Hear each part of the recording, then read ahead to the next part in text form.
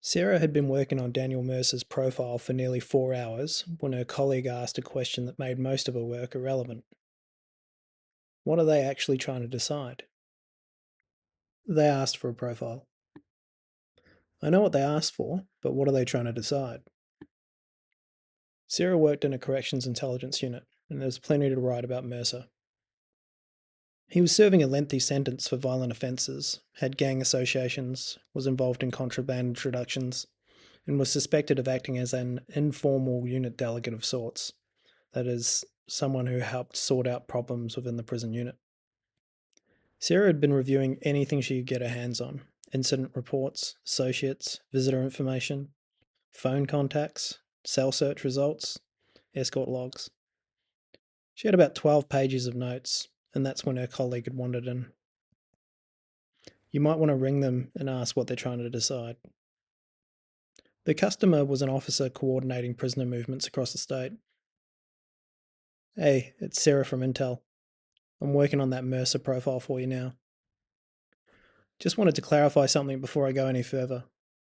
What are you actually trying to decide? There was a pause. Oh, I guess whether Mercer can go on tomorrow morning's transport? Why wouldn't he be able to? Because Carter's on the same bus. Leon Carter? Yeah, I need to know if there's an issue between them. An officer going off shift muttered something about them having beef. And suddenly Sarah had a completely different intelligence requirement. The customer didn't need, tell me everything we know about Daniel Mercer. They actually needed, is there anything suggesting Mercer and Carter shouldn't be transported together tomorrow morning? So Sarah started looking for links between the two men. There wasn't much to find. But Sarah noticed that one of Mercer's associates had been assaulted 2 months ago. Carter was a suspected offender, but officers couldn't prove it, and the matter wasn't taken any further. 2 days later, it was reported that Mercer was telling other prisoners words to the effect of, Carter's gonna get his.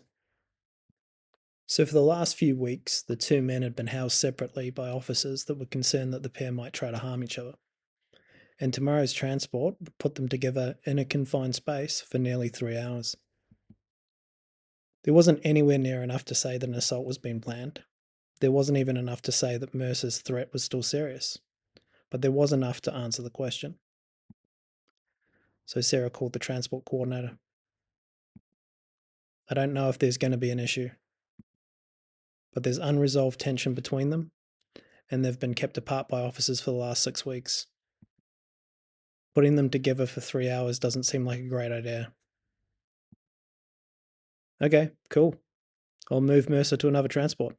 Thanks, Sarah. And that was that. There was no emergency meeting or some dramatic intervention. Carter travelled the next morning, Mercer travelled the day after. Sarah never knew whether anything would have happened if they travelled together. But that wasn't really the point. The customer had a decision to make. They had uncertainty around that decision, and Sarah reduced that uncertainty. We get requests like this all the time. Give me a profile. What do we know about this group? Send me everything we have. And it's easy to immediately start collecting information. But we need to remember that our customers usually ask for the product they know, not the intelligence question they actually need answered. So before we spend hours on a task, ask, what are they trying to decide? And then ask, when do they need to decide? Sometimes they really do need the 12-page full report, and sometimes that report can be replaced by one useful judgment delivered over a 30-second phone call.